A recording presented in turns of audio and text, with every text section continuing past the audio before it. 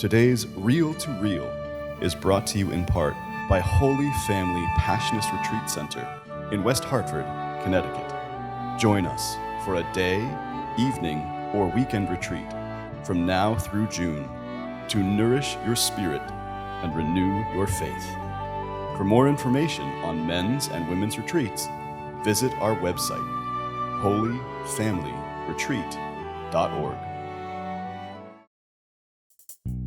Coming up on this edition of Reel to Reel. We'll show you how Bethlehem House has been helping women and children for years. I'm Carolee McGrath. I'll have the story coming up.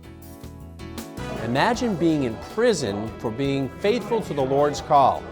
I'm Nick Morganelli. Join me along with the Catholic Business Organization for the story of Jimmy Lai. I'm Steve Kiltonic at Pope Francis Preparatory School, where an indoor track sprinter is rewriting the record books. Plus, we'll share the story on the road to sainthood for a 15-year-old Italian boy, Blessed Carlos Acutis. It's all just ahead on this week's edition of Reel to Reel. Hello and welcome to Reel to Reel. We're glad you joined us today. We have lots in store for you. Beginning in East Hampton, home to Bethlehem House, since 2006, this volunteer-run center has provided material and financial assistance to more than 5,000 clients, made up mostly of women and their children, a valuable resource to these young families. Last June, Governor Maura Healey joined with Reproductive Equity Now, a pro-abortion rights group, in accusing pregnancy resource centers, including Bethlehem House, of posing as abortion providers, trying to deceive women. Last week, Bethlehem House fought back with a defamation lawsuit filed on their behalf. Carolee McGrath has the story. Every week, Bethlehem House volunteers shower moms with needed baby essentials. On this cold winter morning, they were doing double duty for a mom-to-be. I'm having twins, 2 girls. And a friend introduced me to Bethlehem. And today I'm here to get all what I need. Dora and her mom went home with 2 beautiful baby baskets, stocked with clothes, diapers, and essential items, in addition to 2 car seats, 2 pack-and-plays, and the list goes on. I'm very thankful. Bethlehem House, run by volunteers since 2006, has helped thousands of families. They've welcomed 75 sets of twins and 10 sets of triplets. I like seeing all the babies after the mom delivers and they bring the babies back, and it's just, I don't know, it's really wonderful to see them all. Pam Hibbard is the director. So we help families through giving them these beautiful, a lot of handmade things in the baskets, baby baskets, and it has clothes and diapers and wipes and everything you need, healthcare kits. We give out just anything, a bath bag with it. So anything you would need to start with a brand new baby. The moms come back after that, and they are able to stay with us till the baby's in 18 months clothes. It sounds like a beautiful ministry to most, except to the Healey administration and Reproductive Equity Now, a pro-abortion activist group that partnered with the state to launch a $1 million campaign, which targets pregnancy resource centers to include Bethlehem House. The ads can be found on billboards, buses, and social media. The governor's campaign claims that pregnancy care centers pose a risk to women, but all these bags here at Bethlehem House are going out to women this week to help them and their babies, and they're filled with diapers, cute little outfits, bibs, and stuffed animals that don't really look that dangerous. Massachusetts Liberty Legal Center filed a first-of-its-kind lawsuit on behalf of Bethlehem House against Reproductive Equity Now, which the suit claims colluded with the state of Massachusetts to launch the anti-abortion center campaign. The lawsuit also points out how Bethlehem House was targeted by a radical pro-abortion group in August of 2022 after Roe v. Wade was overturned. Vandals spray-painted threats on the property. No one was ever arrested. Bethlehem House was again caught in the spotlight when the East Hampton City Council passed an ordinance aimed at pregnancy resource centers targeting so-called deceptive practices. The mayor ultimately vetoed the measure. Attorney Michael McDonough of Egan, Flanagan and Cohen represents the Diocese of Springfield. It's an interesting reminder that nonprofits and even faith-based nonprofits, like any entity, have rights. And one of those rights is to be protected from false statements. And here it appears Bethlehem House has decided to speak up and say what was said about this institution was wrong and somewhat insightful and could lead to further acts of vandalism and violence with the inaccuracies and the misleading statements about what this entity is and what it does. In the meantime, there's more work to do at Bethlehem House, and happily, more babies on the way. So a friend introduced you? Yeah, to me. A friend introduced here to me. So I will also introduce it to another friend, family members, and anybody who needs help. Dora is due at the end of February. Reporting for Reel to Reel in East Hampton, I'm Carolee McGrath. The pro-life news service LifeSite News last week reported, based on an inquiry it made to the Massachusetts Attorney General's office, that not a single complaint has been filed against Bethlehem House or any of the other pregnancy resource centers in the Commonwealth since the governor announced the $1 million media campaign last June. Now we take you to North Adams, where a few years ago an international Eucharistic miracle exhibit was on display. Fascinating to see, what makes this exhibit especially inspiring was that it was the result of a 15-year-old Italian boy, Carlos Acutis. Steve Kiltonick first brought us this moving story back in 2019. On April 6th, the Vatican International Exhibition of the Eucharistic Miracles of the World went on display at St. Elizabeth of Hungary Parish in North Adams. This is the first time it has been seen in Western Massachusetts, having already visited over 3,000 parishes around the globe. It made its way to the city of Steeples through the efforts of parishioner and religious education teacher Debbie Pickering. Some of her confirmation students expressed doubt that Jesus is truly present in the Eucharist, and Pickering wanted to do something to make them believe. After some research, she found out about the exhibition online. It got me thinking that this would be a very important thing to bring to our parish, and especially for the Children in Our Faith Formation program, to see examples of these miracles that show that Jesus truly is present in the Eucharist even when we don't see it. The exhibit includes 153 panels that depict the 152 Eucharistic miracles that have occurred throughout the world in over 20 countries. The panels allow the viewer to virtually visit the places where the miracles have taken place. The exhibition is available free of charge for anyone to download the photographs, historical descriptions, and maps from a DVD. Fortunately for St. Elizabeth's, a Tewksbury Mass couple had already created the posters and stands and were happy to let Pickering borrow the material. They went another step further and drove the posters up to North Adams to set it up in the parish hall gym. The brainchild behind the exhibition was a young boy from Milan, Italy, Carlos Acutis. Acutis was a typical boy in many respects. He loved sports and animals. In another sense, he was very different. Acutis was extremely religious and devoted at a very young age to Jesus and the Eucharist, saying, "The Eucharist is my highway to heaven." A computer whiz kid, at age 11, Acutis began 3 years of research into the Eucharistic miracles of the world. He did all the programming and developed a website for the material with the ultimate goal to teach the faith to people. Carlos's hope was that People heard about these miracles, that they would truly believe that Jesus was present in the Eucharist, and that would fill our churches, and people would be lining up to receive Jesus in the Eucharist. To be always close to Jesus, that's my life plan, Acutis remarked. Unfortunately, his life plan on earth would be short, only 15 years. In 2006, Acutis died from leukemia, never seeing his dream come to fruition fully in Catholic parishes around the world. Carlos's mother took up her son's mission, creating the posters and, since his death, adding more miracles as they were recognized by the Church. Lanciano, Italy, was where the first and oldest miracle took place. In 750 A.D., a monastic priest expressed doubt that Jesus was present in the Eucharist. One day when he was celebrating Mass, when he said the words of consecration, he noticed that the bread changed to flesh and the wine had changed to blood. And he repented right there, and the whole congregation also witnessed it. It was kept on display for centuries, just exposed to the elements. In the 1970s, The samples were extensively examined scientifically.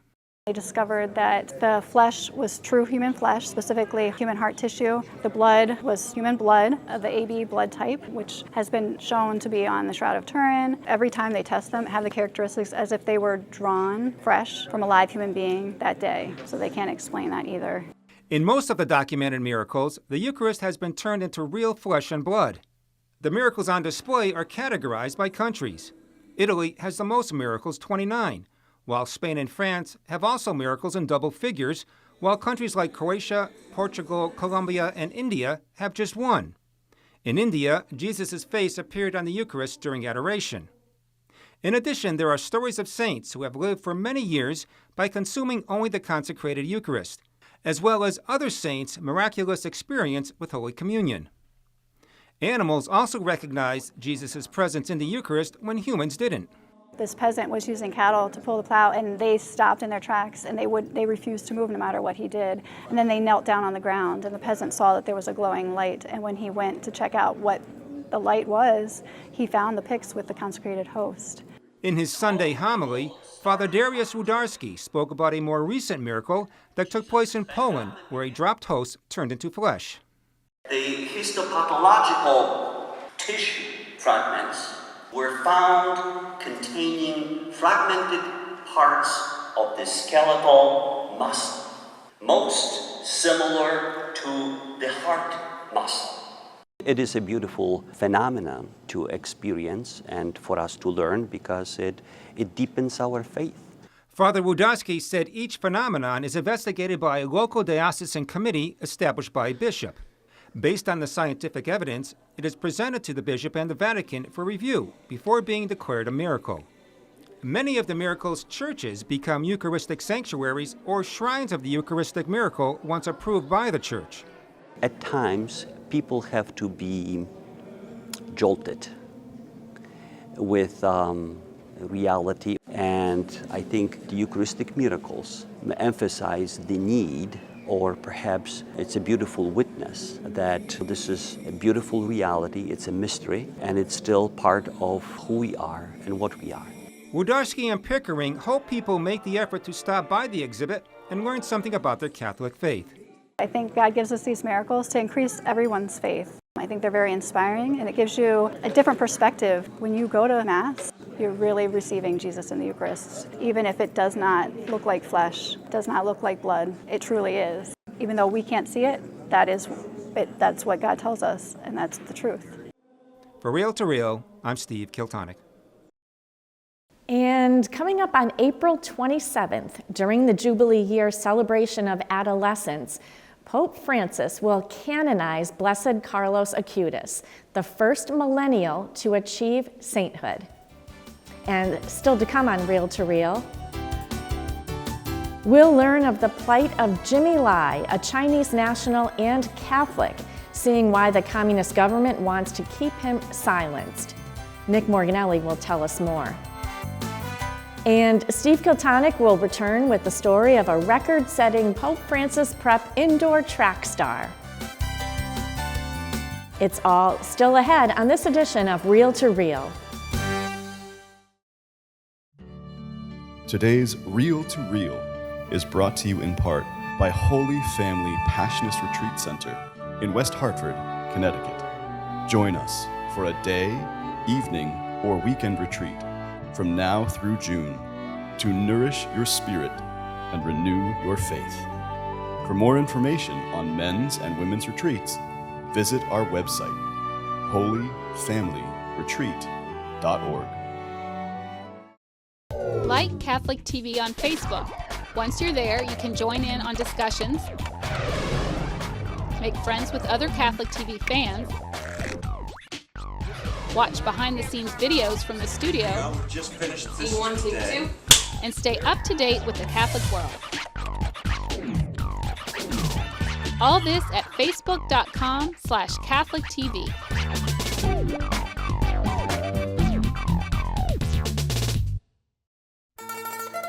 Celebrate Jubilee Year 2025 through a very special Catholic Communications July pilgrimage to Italy and Rome. Join pilgrimage leader Father Gary Daly for this 11-day spiritual journey, July 6th to the 17th.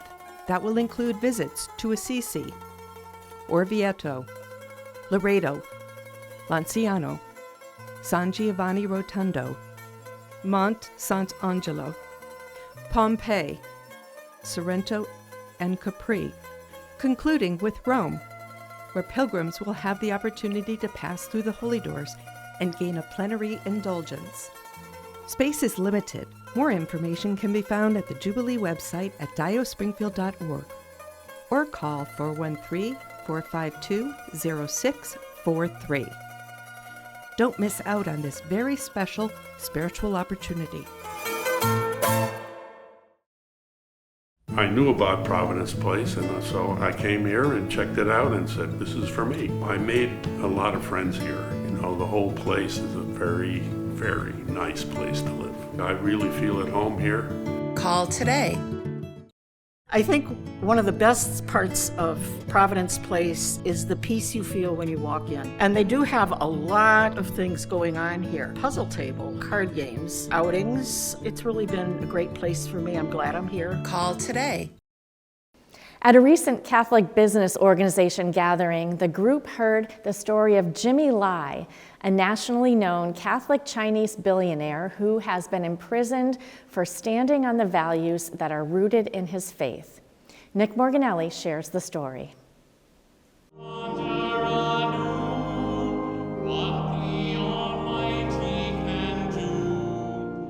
Local Catholic business leaders began their January meeting at Sacred Heart Church for a Mass celebrated by Monsignor Chris Connolly, spiritual director to the CBO. May He give you integrity in the faith, endurance in hope, and perseverance in charity with holy patience to the end.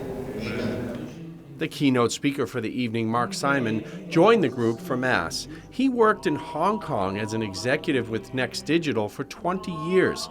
He is now senior executive for investments and businesses outside of Hong Kong for Jimmy Lai, who is now accused of crimes by the Chinese Communist Party.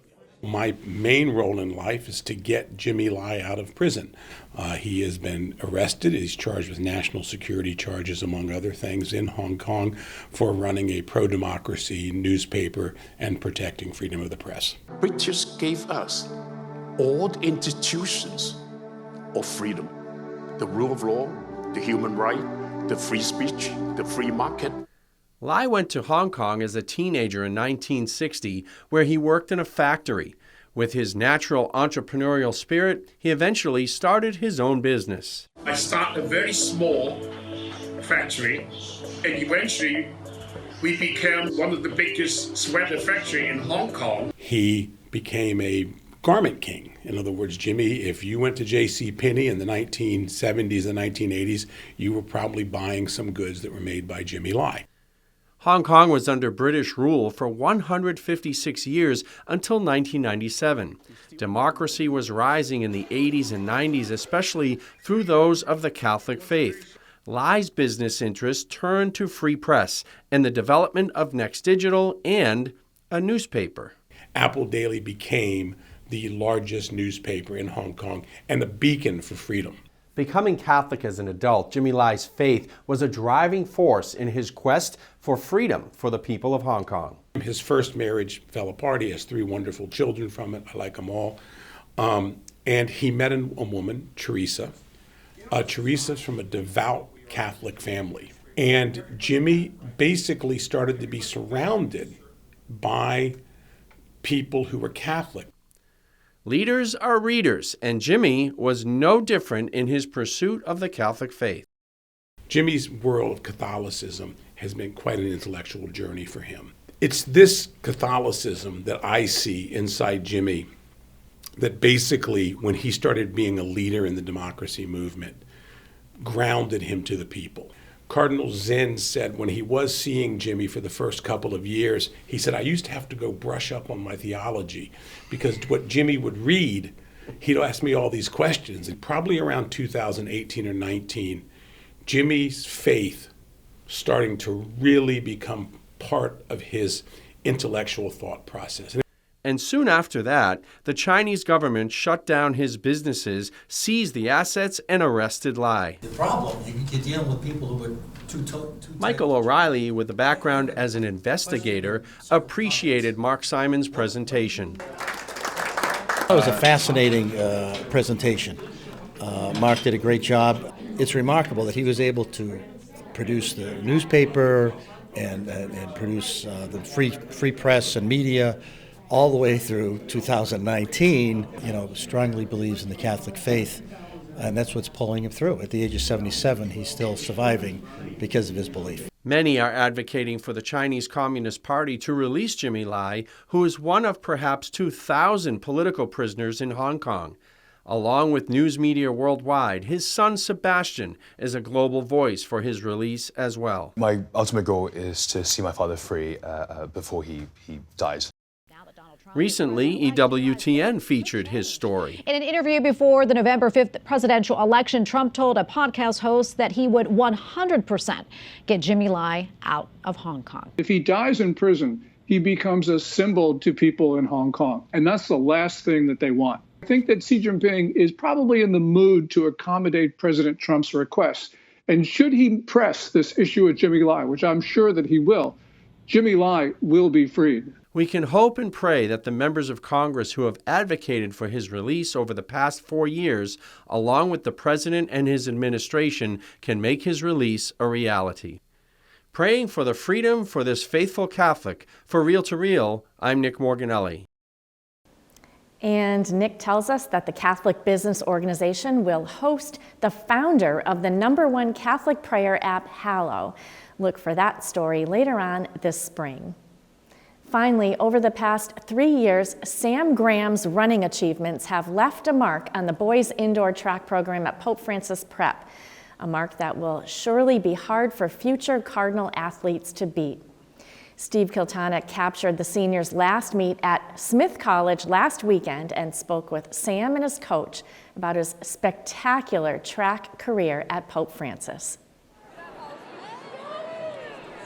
Last Sunday at Smith College, Pope Francis senior Sam Graham was competing in his final indoor team track meet. For Sam, it's been a stellar career filled with many more highs than lows. In fact, since they've been keeping indoor track records at Pope, there's no other athlete that even comes close to matching his achievements. During a time when track athletes often specialize, Sam is a rarity. He has set records in 5 individual events, ranging from 60 to 600 meters. Outdoors, he holds 3 individual and 3 relay records. That's 11 total events, with Sam's name on the top of the list. Angel Rodriguez has coached the Pope Francis indoor and outdoor track teams for the past 7 years. So he's versatile in a lot of stuff, short distance, long distance. He's had natural talent, but he works hard to get to where he's at. He always wants to give it 100%. When he doesn't perform well, you can see that he gets down on himself because he knows that he should do better and he wants to do better. And all the kids respect him, and he's a good guy. Sam, who's been competing in indoor track since his sophomore year, has always had a passion for running.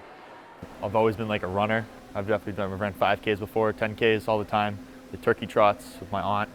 So I started running track, and I fell in love with it. Sam said Rodriguez pushes him and the team hard in practice to prepare for meets.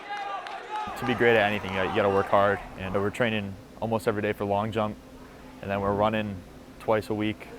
Sam's hard work has paid off as he holds Cardinal indoor records in the 60, 200, 300, 400, and 600 meters. Graham is also second in the 55-meter run, long jump, and 4x200 relay. With a record like that, Coach Rodriguez ranks Sam high on his list of athletes he's coached at Pope. Since I've been here, I think he's been the best kid I've had. Yeah. Really? Yeah. Top of the list. Yeah. Sam said Rodriguez has helped him throughout his career, especially when he gets the jitters before meets. I always go to him every single meet. I'm like, yo, Angel, I'm nervous right now. I don't know if I can run this. I don't know. Can we just scratch the event? And he said no. He's holding me accountable. He's holding the team accountable. I just try to stay locked in and have faith in myself and faith in my teammates and faith in God. And that really pushed me through it. Sam and Rodriguez feel his best events are the middle distances from 300 to 800 meters. A 2-time captain and league all-star, Graham's goals before each season are simple. Overall, I want to become just a better track athlete, and on all the events that I do, that's the goal. That's what I tell all the kids at practice. Get a goal and tell someone, because they'll hold you accountable. Both Pope boys and girls indoor teams participated, with the boys matched against Mahar. Sam's first event was the long jump. His previous best was 19 feet 11 inches. Of the 3 jumps, the third was special. And after the jump, it felt good. I landed well, and I got up, and I was like, oh, wow, there you go, 20 feet. And it's a happy feeling. It's a personal best. Graham finally broke the 20-foot barrier, which had eluded him for 2 years. 20 feet 1 inch was not only his personal best, but the longest jump of the day among all the teams. Next up was the 55-meter run. Sam was in the blocks ready to go, but this time the nerves got to him. I was trying to anticipate the gun a little bit, but didn't go off. But hey, it's all right. It's a mental block, but you got to keep looking past it. After the 55, I just wanted to focus on the 300. The 300 meters is one of Sam's best events, but Coach Rodriguez became concerned when he didn't see Graham's name posted in any of the 7 heats. It was inadvertently left off when another runner was added. They put through me in whatever was open, which is section 1, lane 6, which is it's a tough lane. So it was the only spot that was available, so I had to run it by myself pretty much. Sam, with no other runners to pace himself, was laser focused. I heard my teammates cheering for me. I heard my parents cheering for me. I heard Coach Lena screaming at me.